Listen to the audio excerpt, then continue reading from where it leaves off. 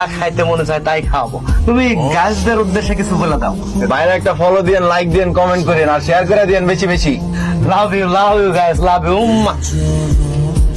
কাকা ইসা হয় নাই যা দেন।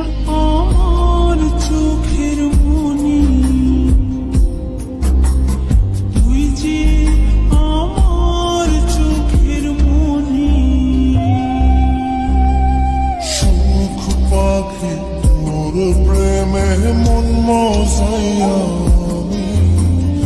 ঘরে বাইরে ঘরাইয়া হইলাম